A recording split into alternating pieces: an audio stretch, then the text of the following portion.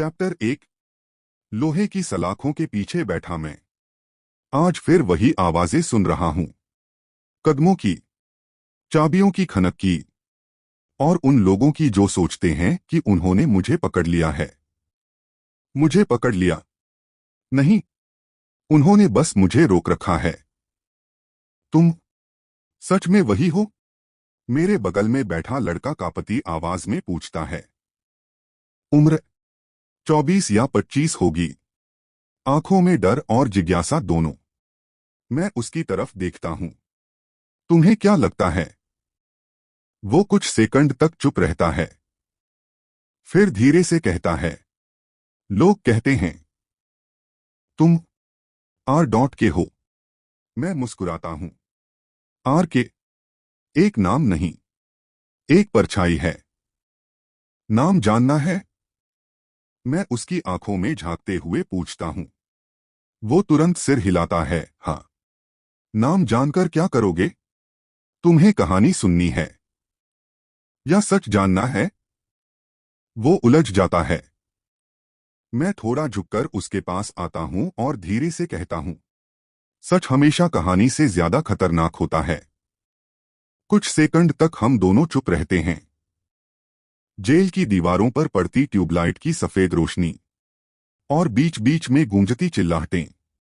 फिर वो लड़का धीरे से बोलता है, तुमने ये सब क्यों किया? ये सवाल हर कोई पूछता है, लेकिन जवाब किसी को समझ नहीं आता। मैं तुम्हें सब बताऊंगा, शुरुआत से। लेकिन एक बात याद रखना, जब तक कहानी खत्म होगी तुम ये नहीं पूछोगे कि मैंने ये क्यों किया। तुम ये सोचोगे कि क्या मैं गलत था। उसकी आंखें फैल जाती हैं। और हां, मैं हल्की मुस्कान के साथ कहता हूं, अगर डर लगता है तो अभी उठ जाओ। वो अपनी जगह से हिलता भी नहीं, बस कहता है, नहीं, सुनना है। मैं पीछे दीवार से टेक लगाकर बैठ जाता हूं और फिर शुरू करता हूं। मेरा जन्म लखनऊ, एक ऐसा शहर जहां रातें भी कहानियां सुनाती हैं। लेकिन मेरी कहानी किसी ने नहीं सुनी। मेरा जन्म 1956 में हुआ था। एक साधारण घर, साधारण परिवार, या कम से कम दुनिया को ऐसा ही लगता था। मेरे पिता बहुत सख्त आदमी थे। उनकी दुनिया में दो ही चीजें थीं, अनुशासन और गुस्सा। और मेरी माँ, वो चुप रहती थीं हमेशा। तुम्हें पता है, मैं उस लड़के से पूछता हूं, सबसे खतरनाक लोग कौन होते हैं? वो धीरे से कहता है, कौन? जो चुप रहते हैं। मेरी माँ ने कभी आवाज नहीं उठाई, ना मेरे लिए, ना अपने लिए। और शायद यही मेरी पहली सीख थी कि दर्द चुप रहकर भी जिया जा सकता है। मैं बचपन से ही अलग था। न मुझे खेल पसंद थे, न दोस्त। मुझे पसंद था लोगों को देखना, समझना, उनकी आदतें, उनकी कमजोरियां। तुम अजीब थे, लड़का पूछता है। मैं मुस्कुराता हूं। नहीं, मैं ध्यान से देखता था। स्कूल में मैं हमेशा पीछे बैठता था, लेकिन मेरी नजर सब पर होती थी। कौन झूठ बोलता है, कौन डरता है, कौन दिखावा करता है। सब। एक दिन मैंने पहली बार महसूस किया कि लोगों को नियंत्रित किया जा सकता है। कैसे? लड़का तुरंत पूछता है। मैं उसकी तरफ झुकता हूं, डर से। उस दिन मैंने एक लड़के को देखा। वो हमेशा दूसरों को तंग करता था। सब उससे डरते थे। लेकिन मैंने देखा, वो खुद भी डरता था। उसकी एक आदत थी, वो हर दिन अपनी कॉपी एक ही जगह रखता था, एक ही तरीके से। मैंने बस उसे बदल दिया। अगले दिन उसकी कॉपी गायब थी। वो घबरा गया। पसीना, डर, बेचैनी। तीसरे दिन मैंने उसकी कॉपी वापस रख दी, लेकिन एक छोटे से नोट के साथ, मैं तुम्हें देख रहा हूं। लड़का कांप गया। कुछ ही दिनों में वो बदल गया, चुप हो गया। तो तुम लोगों को डराकर बदलते थे? लड़का पूछता है। मैं धीरे से सिर हिलाता हूं। नहीं, मैं उन्हें उनकी असलियत दिखाता था, और यही मेरी शुरुआत थी। लेकिन ये तो बस खेल था। असली कहानी तो तब शुरू हुई जब मैंने पहली बार खुद को समझा। जेल के बाहर कदमों की आवाज आती है। दो पुलिस वाले गुजरते हैं। उनमें से एक रुकता है और अंदर झांकता है। चुप रहना, वो सख्ती से कहता है। मैं उसकी आंखों में देखता हूं और मुस्कुरा देता हूं। वो तुरंत नजरें हटा लेता है और चला जाता है। तुमने देखा? मैं लड़के से पूछता हूं। क्या? डर? लड़का अब साफ तौर पर असहज है, लेकिन फिर भी वो सुन रहा है। तुम्हें पता है, मैं धीरे से कहता हूं, हर इंसान के अंदर एक दरवाजा होता है, डर का दरवाजा। और अगर तुम्हें उसे खोलना आ जाए, तो तुम उसे नियंत्रित कर सकते हो। क्या तुमने सबके साथ ऐसा किया? वो पूछता है। मैं कुछ सेकंड चुप रहता हूं, फिर कहता हूं, नहीं, कुछ लोग इसके लायक होते हैं। और फिर मेरी जिंदगी में आया वो इंसान जिसने मुझे समझ लिया था। कौन? लड़का पूछता है। मैं हल्की मुस्कान के साथ कहता हूं, सुगम कौशिक, डिटेक्टिव। लड़का धीरे से कहता है। हाँ, वो पहला इंसान था जिसने मुझे सिर्फ देखा नहीं, समझा। और शायद यही उसकी सबसे बड़ी गलती थी। धीरे धीरे अंधेरा गहराता है। ट्यूबलाइट झिलमिलाती है। मैं अपनी आंखें बंद करता हूं और धीरे से कहता हूं, अब असली कहानी शुरू होती है। मैंने आंखें खोली और 1978 की उस रात में वापस चला गया। लखनऊ, ठंडी हवा, सन्नाटा, और सड़कों पर फैली एक अजीब बेचैनी। तुम जानते हो, मैं उस लड़के से कहता हूं, कुछ रातें ऐसी होती हैं जो सिर्फ गुजरती नहीं, इतिहास बनाती हैं। वो चुपचाप सुन रहा है। अब उसकी आंखों में सिर्फ डर नहीं, दिलचस्पी भी है। उस रात मैं 22 साल का था और मैंने पहली बार एक खेल को असली रूप दिया। मैं उस गली में खड़ा था जहां स्ट्रीट लाइट आधी जल रही थी और आधी बुझी हुई थी। तुम सोच रहे होगे, मैं वहां क्या कर रहा था? मैं खुद ही जवाब देता हूं। मैं किसी का इंतजार कर रहा था। किसका? लड़का धीरे से पूछता है। मैं मुस्कुराता हूं। एक ऐसे इंसान का जो खुद को बहुत समझदार समझता था। उसका नाम था रमेश तिवारी। एक आम आदमी, सरकारी नौकरी, सीधी सादी जिंदगी। तो फिर? लड़का पूछता है, उसमें ऐसा क्या था? मैं धीरे से कहता हूं, वो झूठा था। सिर्फ झूठा नहीं, डरपोक भी। मैंने उसे कई दिनों तक देखा था।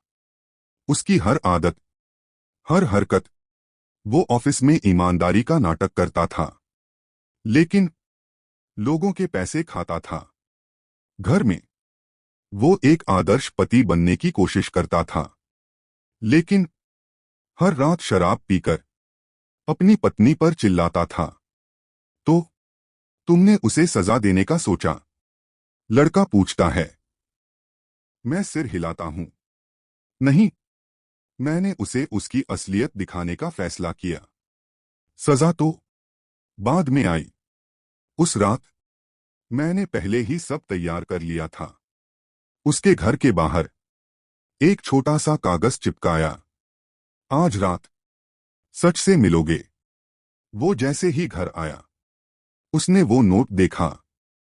पहले तो उसने हंस दिया, लेकिन उसकी आंखों में एक पल के लिए डर चमका। डर हमेशा पहले आता है।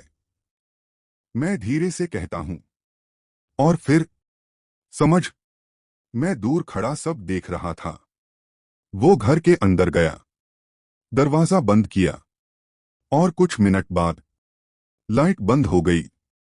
फिर लड़का अब पूरी तरह कहानी में खो चुका है। मैं धीरे धीरे बोलता हूं। फिर खेल शुरू हुआ। रात के करीब 11 बजे उसके घर की खिड़की पर हल्की सी आवाज हुई। टक टक। वो घबरा गया। कौन है? उसने अंदर से पूछा। कोई जवाब नहीं। फिर टक टक टक। अब उसकी आवाज कांप रही थी। कौन है वहां? मैं खिड़की के बाहर खड़ा था, लेकिन अंधेरे में उसे कुछ दिखाई नहीं दे रहा था। मैंने धीरे से कहा, सच। वो एकदम पीछे हट गया। पागल हो क्या?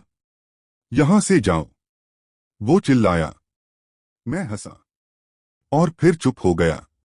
कुछ मिनट बाद उसने धीरे से खिड़की खोली, और वहीं मैंने उसकी आंखों में पहली बार वो डर देखा जो इंसान को अंदर से तोड़ देता है। तुम कौन हो? उसने पूछा। मैंने जवाब नहीं दिया, बस एक फोटो उसकी तरफ बढ़ा दी। वो फोटो उसकी ही थी, लेकिन उसमें वो अकेला नहीं था। उसकी पत्नी और एक आदमी। ये ये क्या है? उसकी आवाज टूट रही थी। मैं धीरे से बोला, सच। असल में वो आदमी उसका दोस्त था, और उसकी पत्नी। तुम समझ गए होंगे। मैं लड़के से कहता हूं। वो धीरे से सिर हिलाता है। तो तुमने उसका घर तोड़ दिया? वो कहता है। मैं मुस्कुराता हूं। नहीं, मैंने सिर्फ पर्दा हटाया। उस रात उसके घर में बहुत कुछ हुआ। चिल्लाना, रोना, इल्जाम, और मैं बस बाहर खड़ा सुन रहा था। तुम्हें बुरा नहीं लगा? लड़का पूछता है। मैं कुछ पल चुप रहता हूं, फिर कहता हूं, सच कभी बुरा नहीं होता। लोग होते हैं, लेकिन कहानी यहां खत्म नहीं होती।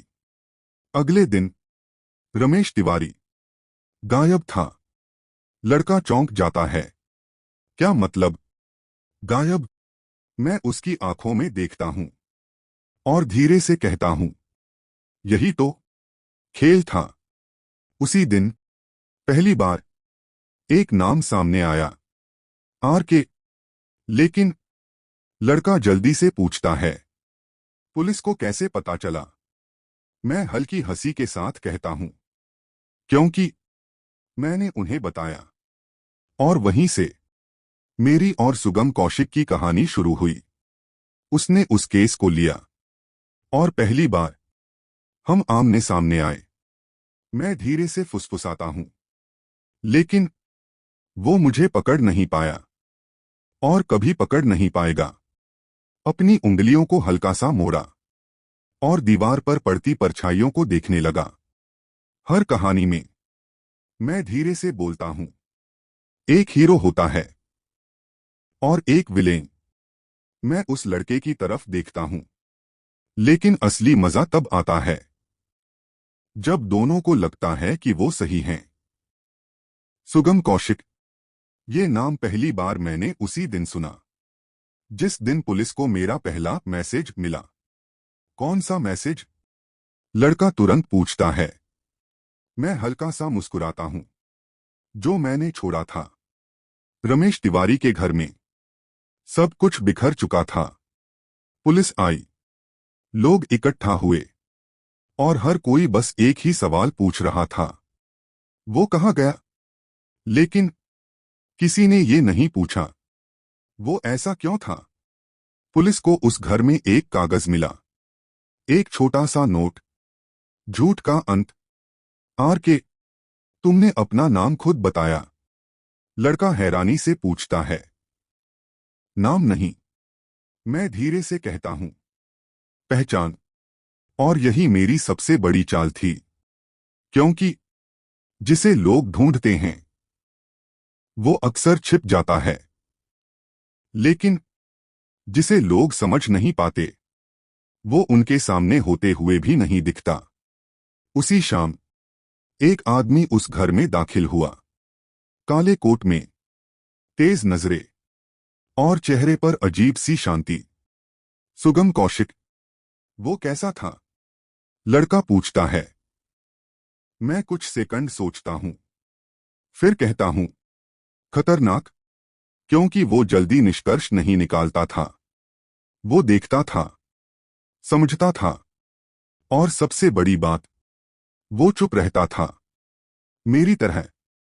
सुगम उस घर में घुसा और बिना कुछ बोले चारों तरफ देखने लगा। हर चीज, हर निशान, हर छोटी सी बात। उसने किसी से सवाल नहीं किया, बस एक जगह रुक गया। वो थी खिड़की, जहां तुम खड़े थे। लड़का धीरे से कहता है। मैं सिर हिलाता हूं। हाँ। सुगम ने खिड़की को छुआ और फिर धीरे से मुस्कुराया। सर, एक पुलिस वाला बोला। कुछ मिला? सुगम ने जवाब नहीं दिया, बस नीचे पड़े कागज को उठाया। वही नोट, झूठ का अंत। आर के। उसने उसे ध्यान से देखा और फिर धीरे से कहा, यह कोई साधारण आदमी नहीं है। क्यों? पुलिस वाले ने पूछा।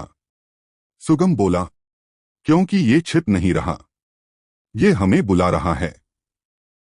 जेल में बैठा मैं हल्का सा हंसता हूं, और वो सही था। मैं उसे बुला रहा था क्योंकि मुझे खेल शुरू करना था। उसी समय एक और लड़का वहां आया, थोड़ा तेज, थोड़ा बेचैन, लेकिन आंखों में एक अलग ही चमक। सर, उसने आवाज लगाई। मैंने पड़ोसियों से बात की। कबीर वर्मा।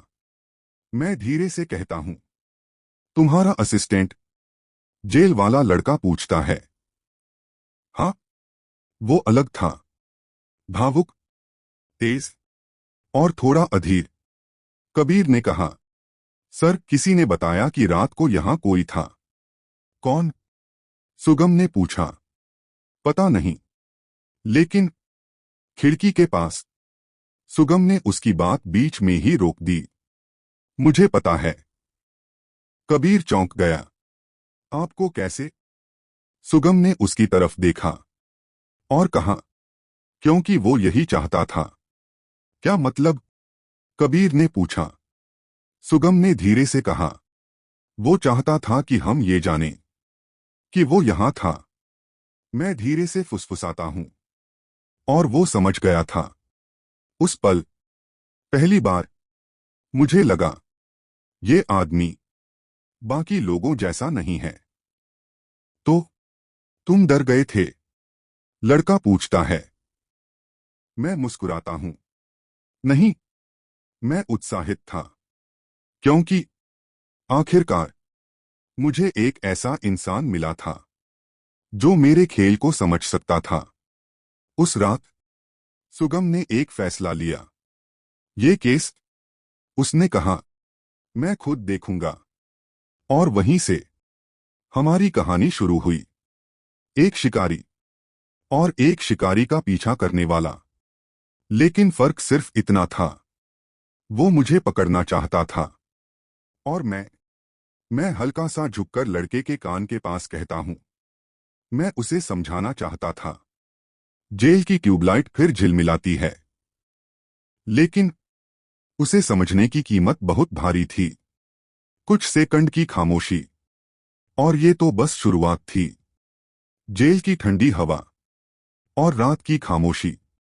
मैं कुछ सेकंड तक चुप रहता हूं। तुम्हें पता है, मैं धीरे से बोलता हूं, सबसे खतरनाक चीज क्या होती है? लड़का धीमे से पूछता है। क्या? मैं उसकी आंखों में देखता हूं। जिज्ञासा। क्योंकि वही इंसान को उन रास्तों पर ले जाती है जहां से वो वापस नहीं आ सकता। और उसी जिज्ञासा ने सुगम कौशिक को मेरे और करीब ला दिया। 1978 रमेश तिवारी का केस अभी ठंडा भी नहीं पड़ा था कि एक और घटना हो गई। इस बार मैं हल्की मुस्कान के साथ कहता हूं, मैंने इंतजार नहीं किया। एक सुबह लखनऊ के चौक इलाके में एक बंद दुकान के सामने लोगों की भीड़ लग गई। क्या हुआ? कौन है? क्या मामला है?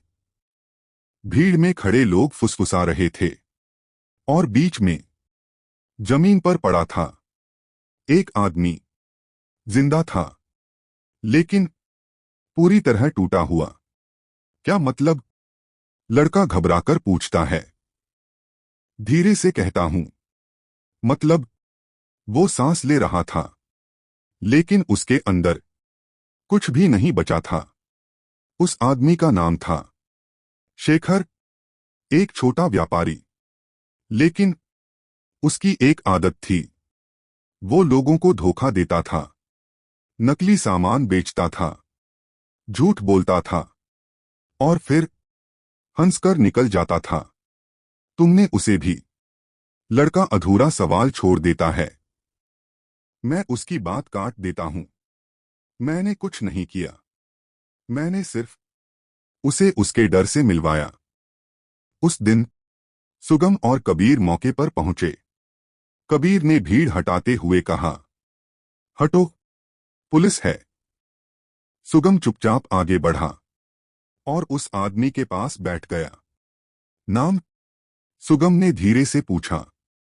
शेखर की आंखें खुली थीं, लेकिन वो कुछ बोल नहीं पा रहा था। उसके होंठ कांप रहे थे और बस एक ही शब्द निकल रहा था, वो। वो कौन? कबीर ने पूछा, लेकिन कोई जवाब नहीं।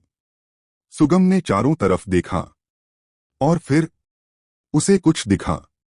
एक दीवार पर चौक से लिखा हुआ, सच से भागोगे तो डर पीछा करेगा। और नीचे आर के। कबीर ने गुस्से में कहा, सर, ये वही है। सुगम ने कुछ नहीं कहा, बस उस दीवार को घूरता रहा। फिर धीरे से बोला, नहीं, ये सिर्फ वही नहीं है, ये एक पैटर्न है। पैटर्न? कबीर ने पूछा। सुगम खड़ा हुआ और बोला, दोनों लोग झूठे, और दोनों को उनके डर से मिलवाया गया। कबीर थोड़ा चिढ़कर बोला, सर, ये कोई खेल खेल रहा है। सुगम ने उसकी तरफ देखा और हल्की आवाज में कहा, हाँ, और हमें उसके नियम समझने होंगे। जेल में बैठा मैं हल्का सा मुस्कुराता हूं। उसे समझ में आ रहा था, लेकिन पूरी तरह नहीं, क्योंकि मैं सिर्फ खेल नहीं खेल रहा था, मैं एक कहानी लिख रहा था। और फिर मैंने उसे पहला असली मैसेज भेजा। कैसा मैसेज? लड़का पूछता है। मैं धीरे से अपनी जेब से कुछ निकालने जैसा इशारा करता हूं। एक चिट्ठी। उस दिन शाम को सुगम के ऑफिस में एक लिफाफा पहुंचा। कोई नाम नहीं, कोई पता नहीं, बस अंदर एक कागज।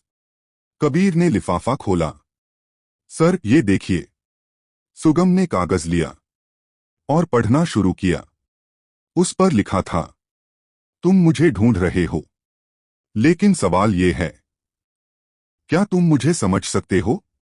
अगर हां, तो अगली रात घड़ी के 12 बजने से पहले मुझे रोक लो, वरना एक और सच सामने आएगा। और नीचे आर के। कबीर ने गुस्से में कहा, सर, ये हमें चैलेंज कर रहा है। सुगम ने कागज को ध्यान से देखा और फिर धीरे से कहा, नहीं, ये हमें बुला रहा है। मैं धीरे से हंसता हूं और वो आ गया, जैसा मैं चाहता था। तो उस रात क्या हुआ? लड़का अब बेचैन होकर पूछता है। मैं उसकी तरफ झुकता हूं और बहुत धीरे से कहता हूं, उस रात खेल नहीं हुआ, शिकार हुआ। ट्यूबलाइट अचानक झिलमिलाती है और पहली बार कबीर ने एक गलती की। जेल के उस छोटे से कमरे में अब खामोशी पहले से ज्यादा भारी लग रही थी। वो लड़का अब थोड़ा और पास खिसक आया था। फिर उस रात क्या हुआ? उसने धीरे से पूछा। मैंने उसकी तरफ देखा और इस बार मेरी मुस्कान थोड़ी और गहरी थी। तुमने कभी घड़ी की टिक टिक सुनी है, जब हर सेकंड तुम्हें किसी अनजान अंजाम की तरफ ले जा रहा हो? वो चुप रहा। उस रात मैंने कहना शुरू किया। घड़ी के हर सेकंड का मतलब था एक मौका। रात 11:10 बजे। सुगम और कबीर अब भी ऑफिस में थे। टेबल पर वो चिट्ठी पड़ी थी। 12 बजे से पहले मुझे रोक लो। कबीर बेचैन था। सर, हमें कुछ करना होगा। सुगम चुप था। उसकी आंखें सिर्फ उस कागज पर टिकी थीं। सर, अगर ये सच हुआ तो? ये पहले से हो रहा है, सुगम ने धीरे से कहा। कबीर रुक गया। मतलब? सुगम ने घड़ी की तरफ देखा। मतलब, वो अभी कहीं है और हम पीछे हैं। 11:32 बजे। दोनों जीप में थे।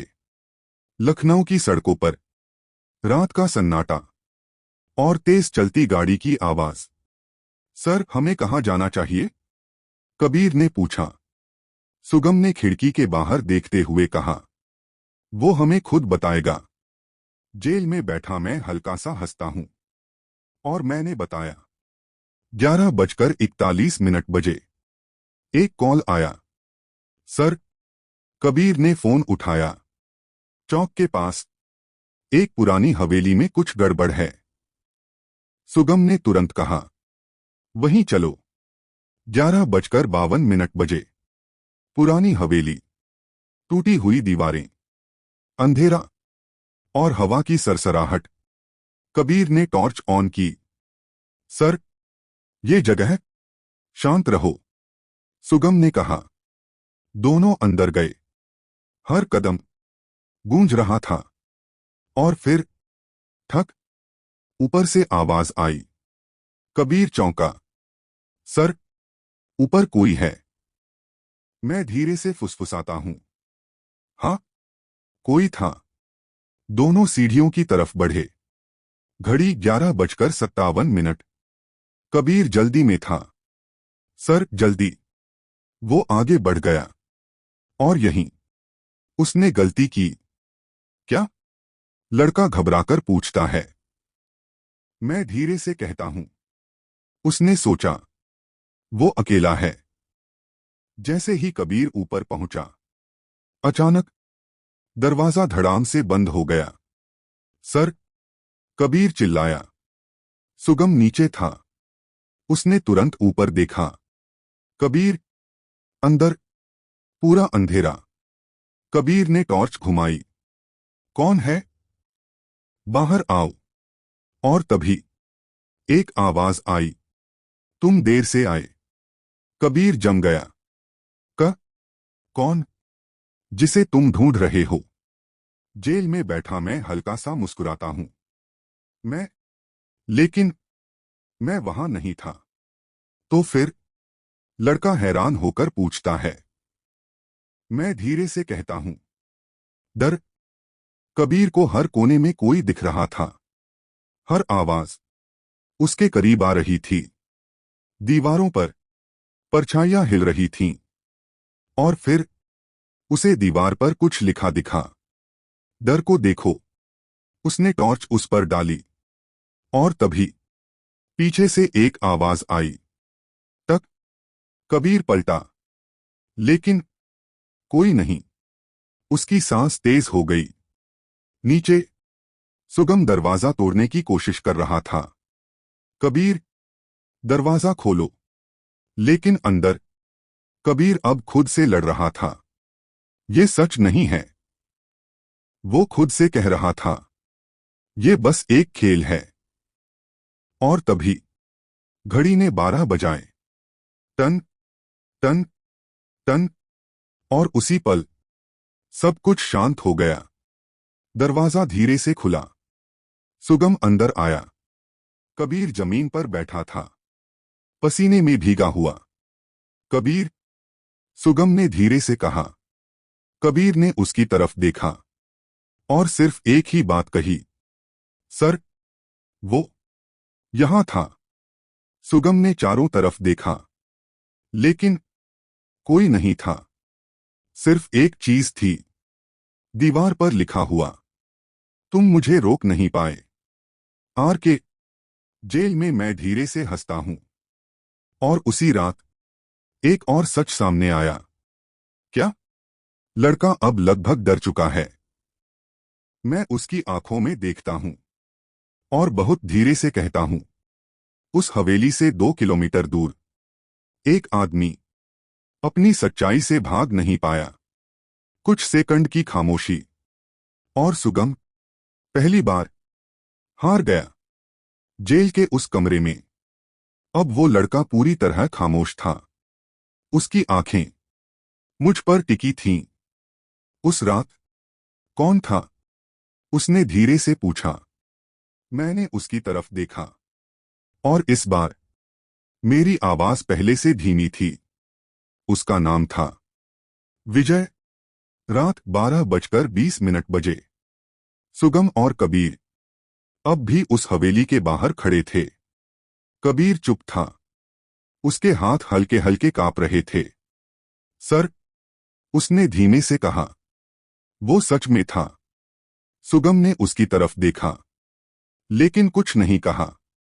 उसी वक्त एक पुलिसवाला दौड़ता हुआ आया। सर, क्या हुआ? सुगम ने पूछा।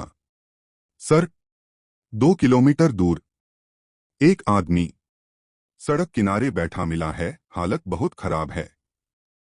सुगम ने तुरंत कहा, चलो। 12:35 बजे। एक सुनसान सड़क, पीली स्ट्रीट लाइट, और बीच में बैठा था विजय। उसकी आंखें खुली थीं, लेकिन वो किसी को देख नहीं रहा था। विजय, सुगम ने पास जाकर कहा, सुन सकते हो? विजय की सांसें तेज थीं और उसके होंठ कांप रहे थे। वो आ गया। कौन? कबीर ने जल्दी से पूछा।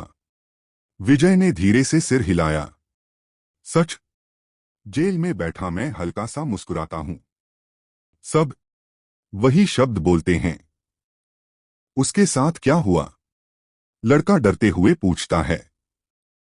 मैं कुछ सेकंड चुप रहता हूं, फिर कहता हूं, मैंने उसे छुआ तक नहीं। तो फिर मैंने बस उसे अकेला छोड़ दिया। हल्की खामोशी। विजय एक छोटा सा दुकानदार था, सीधा सादा दिखने वाला। लेकिन उसकी एक सच्चाई थी, जिससे वो खुद भी भाग रहा था। क्या? लड़का पूछता है। मैं धीरे से कहता हूं, उसने अपने भाई को धोखा दिया था। पैसों के लिए झूठ बोलकर उसका हक छीन लिया था। और फिर सालों तक वो उस सच से भागता रहा। तो तुमने उसे वो सब याद दिलाया। लड़का कहता है। मैं सिर हिलाता हूं।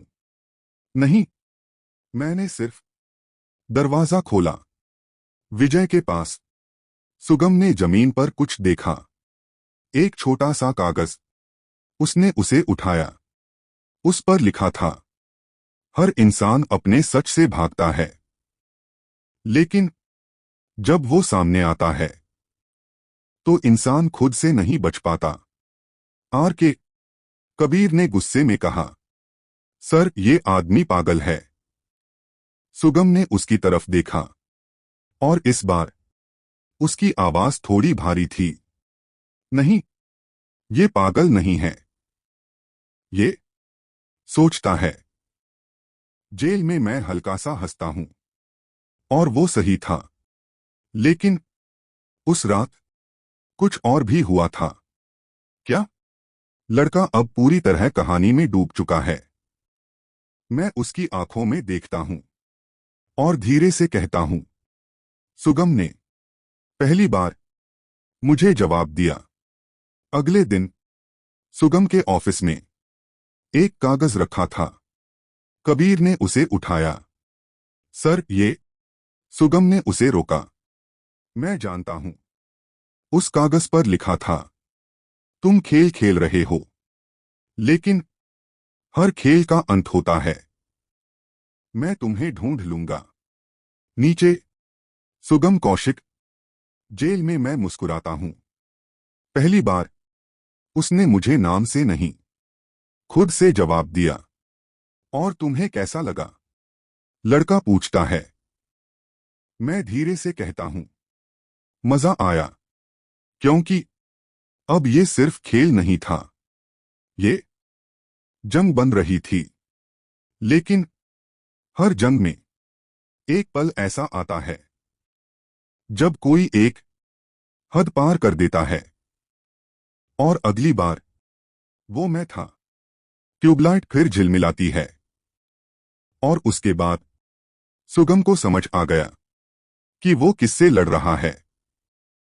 जेल की सलाखों के बीच से आती हवा अब ठंडी नहीं, भारी लग रही थी। वो लड़का अब पूरी तरह मेरी तरफ झुका हुआ था। हद कैसे पार की तुमने? उसने धीरे से पूछा। मैं कुछ पल चुप रहा, जैसे किसी पुरानी याद को महसूस कर रहा हूं। फिर धीरे से बोला, जब इंसान ये मान ले कि वो सही है, तो फिर कोई हद नहीं बचती। 1978 कुछ दिन बाद लखनऊ में अब एक डर फैल चुका था।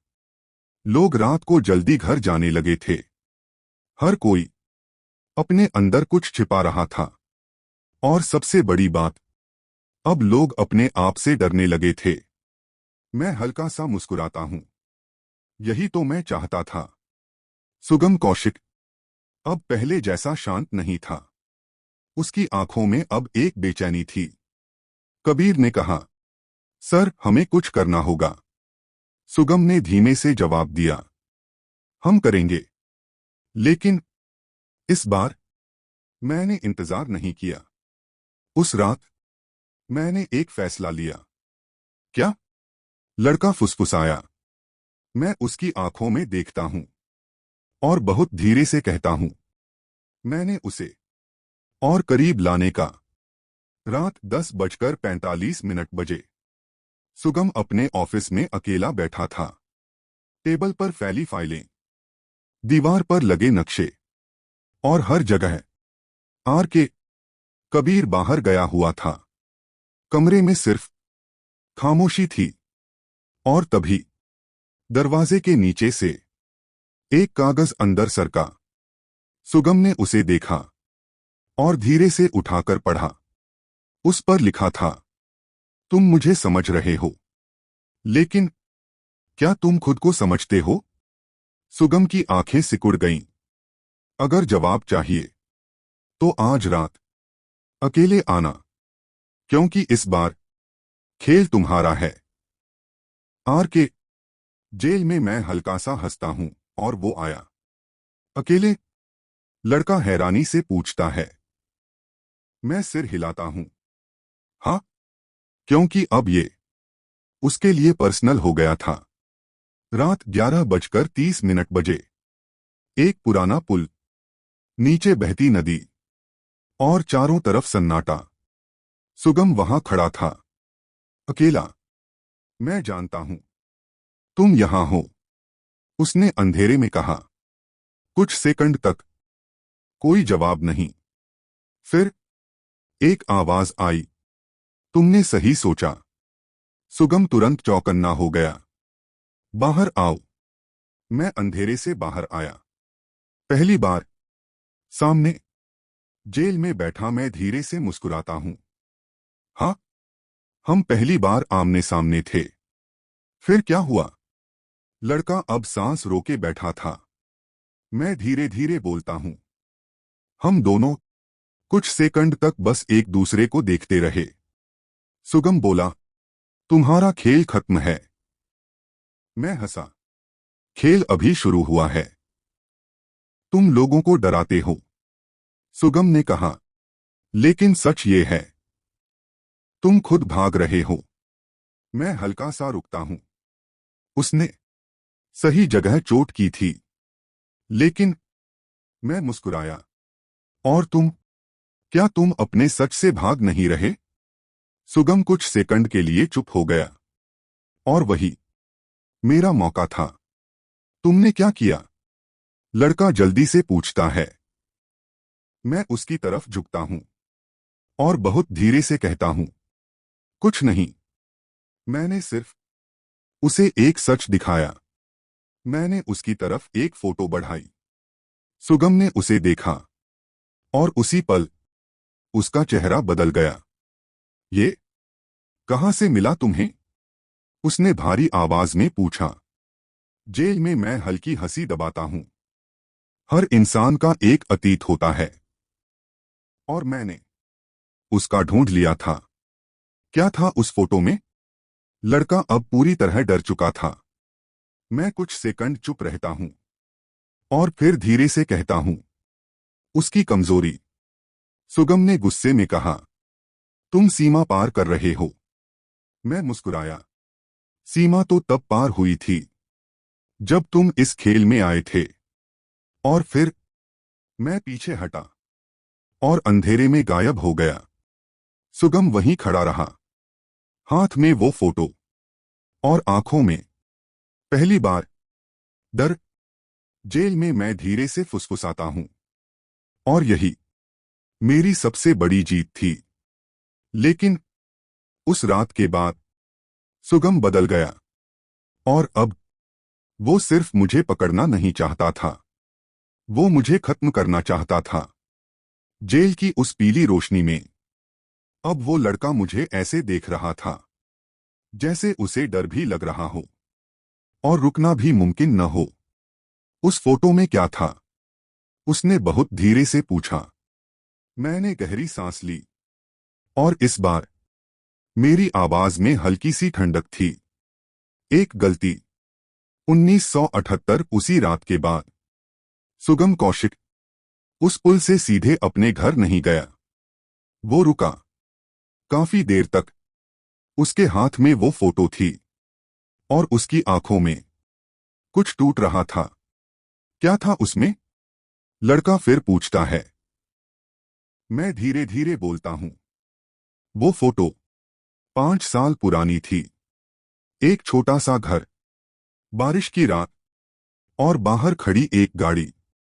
उस गाड़ी के पास खड़ा था सुगम। लेकिन वो अकेला नहीं था। उसके साथ एक और आदमी था। कौन? लड़का सांस रोके पूछता है। मैं उसकी आंखों में देखता हूं और धीरे से कहता हूं, एक गवाह। उस केस में जो कभी खुलकर सामने नहीं आया। क्या मतलब?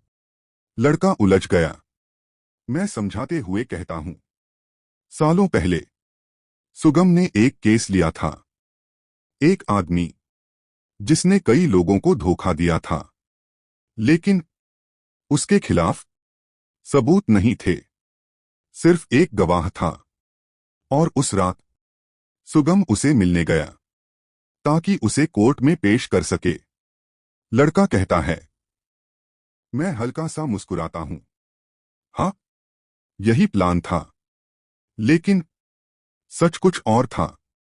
उस गवाह ने डरकर पीछे हटने की कोशिश की। वो बोला, मैं गवाही नहीं दूंगा, मुझे डर लग रहा है। और तभी कुछ ऐसा हुआ जिसने सब बदल दिया। क्या? लड़का अब लगभग कांप रहा था। मैं धीरे से कहता हूं। एक धक्का। वो गवाह पीछे गिर गया, सीढ़ियों से नीचे, और फिर शांत, कुछ सेकंड की खामोशी। वो मर गया? लड़का धीरे से पूछता है। मैं सिर झुकाकर कहता हूं, हाँ। और उस वक्त वहां सिर्फ एक इंसान था, सुगम। तो ये हादसा था? लड़का जल्दी से पूछता है। मैं उसकी तरफ देखता हूं और कहता हूं, शायद, या शायद एक गलती। लेकिन उसके बाद जो हुआ वो असली सच था। सुगम ने किसी को नहीं बताया, ना पुलिस को, ना कोर्ट को। उस केस को बस बंद कर दिया गया। जेल में मैं धीरे से मुस्कुराता हूं, और वो सच उसके अंदर ही रह गया। तुम्हें ये सब कैसे पता चला?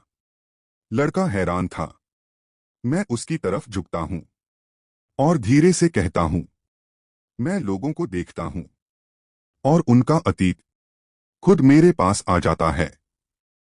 उस रात सुगम ने वो फोटो कई बार देखी, और फिर पहली बार उसने खुद से पूछा, क्या मैं सही हूं? और यही मेरी जीत थी। लेकिन हर जीत एक नई शुरुआत होती है। और उसके बाद? लड़का पूछता है। मैं हल्की मुस्कान के साथ कहता हूं, उसके बाद सुगम ने फैसला लिया। अब ये खेल खत्म होगा। ट्यूबलाइट एक बार फिर झिलमिलाती है। लेकिन उसे ये नहीं पता था कि ये खेल अब उसके हाथ में नहीं था। जेल की रात अब पूरी तरह शांत थी। दूर कहीं किसी कैदी की आवाज गूंजी। फिर सब कुछ फिर से खामोश। वो लड़का अब बिल्कुल चुप था। उसकी आंखें मेरे चेहरे पर अटकी हुई थीं। तो उसके बाद क्या हुआ? उसने धीरे से पूछा। मैंने हल्की सांस ली, और इस बार मेरी आवाज पहले से धीमी लेकिन भारी थी। उसके बाद सुगम बदल गया। 1978, कुछ दिन बाद। सुगम कौशिक अब वही इंसान नहीं था। उसकी आंखों में अब शांति नहीं, एक जिद थी। कबीर ने पूछा, सर अब क्या प्लान है? सुगम ने धीरे से जवाब दिया, अब ये खत्म होगा। लेकिन उसे ये नहीं पता था कि मैं पहले ही उसका अगला कदम सोच चुका था। तुम हमेशा उससे एक कदम आगे कैसे थे? लड़का पूछता है। मैं मुस्कुराता हूं, क्योंकि वो मुझे पकड़ना चाहता था और मैं उसे समझना चाहता था। और जो समझता है वो हमेशा आगे होता है। उस दिन मैंने आखिरी बार उसे एक मैसेज भेजा। सुगम के ऑफिस में एक छोटा सा डिब्बा पहुंचा। कबीर ने उसे देखा। सर ये खोलो, सुगम ने कहा। डिब्बा खुला। अंदर एक घड़ी थी, रुकी हुई, और उसके नीचे एक चिट्ठी। सुगम ने उसे पढ़ा। हर कहानी का एक अंत होता है, और हर सच किसी ना किसी समय पर सामने आता है। तुमने अपने सच से भागना चुना, लेकिन अब समय खत्म हो गया है। अगर मुझे रोक सकते हो तो आज रात आखिरी बार आर के। फिर? लड़का धीरे से पूछता है।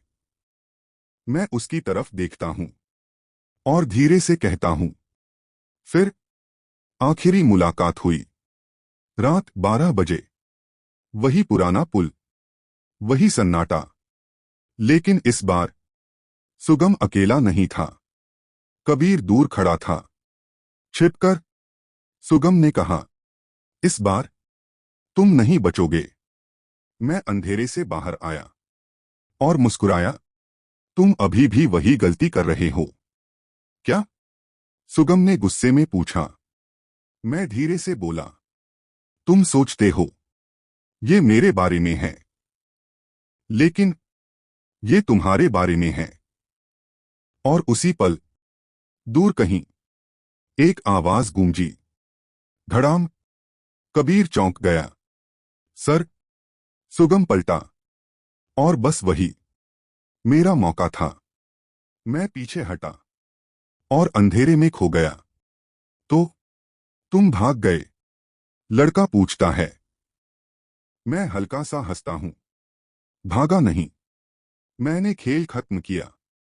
अगले दिन लखनऊ में सब कुछ शांत था। कोई नया केस नहीं, कोई नया मैसेज नहीं। बस एक नाम रह गया, आर के। और सुगम? लड़का धीरे से पूछता है। मैं उसकी आंखों में देखता हूं। वो मुझे ढूंढता रहा सालों तक, लेकिन कभी पकड़ नहीं पाया। कुछ सेकंड की खामोशी। जेल की ट्यूबलाइट फिर से झिलमिलाती है। मैं धीरे से पीछे दीवार से टिक जाता हूं। तो ये थी तुम्हारी कहानी? लड़का धीरे से पूछता है। मैं हल्की मुस्कान के साथ कहता हूं, नहीं, ये तो बस शुरुआत थी। वो चौंक जाता है। मतलब? मैं उसकी तरफ झुकता हूं और बहुत धीमी आवाज में कहता हूं, असली कहानी तो अभी बाकी है। हर शहर में, हर इंसान के अंदर एक सच छिपा होता है, और मैं उसे बाहर लाता हूं। लड़का अब पूरी तरह सन्न था। तुम फिर से करोगे? उसने डरते हुए पूछा।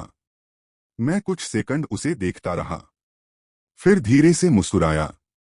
तुम्हें क्या लगता है? लंबी खामोशी। फिर मैंने धीरे से अपनी आंखें बंद की। बस आज के लिए इतना ही। लड़का घबराकर बोला। क्या? आगे क्या हुआ? मैंने हल्की आवाज में कहा। बाकी की कहानी कल सुनना। अब मुझे सोना है। और ये कहकर मैं चुप हो गया। मेरी सांसें धीरे धीरे सामान्य हो गईं, और कुछ ही पलों में मैं सो गया। जेल की उस ठंडी रात में वो लड़का अब भी जाग रहा था। उसकी आंखों में डर भी था, और एक सवाल भी, क्या ये कहानी सच है? और सबसे बड़ा सवाल, या मैं अगला हूं? अगर आपको लगता है कि आपने आरके को समझ लिया है, तो यकीन मानिए, आप अभी भी उसके खेल में ही हैं। अगले भाग में खेल और गहरा होगा, और सच और खतरनाक। तब तक सोचिए मत, बस इंतजार कीजिए। अगर आप चाहते हैं कि मैं अगला पार्ट जल्दी लाऊं, तो इस वीडियो को लाइक करो और कमेंट में लिखो पार्ट 2, क्योंकि अगली कहानी आपकी सोच से भी ज्यादा खतरनाक है।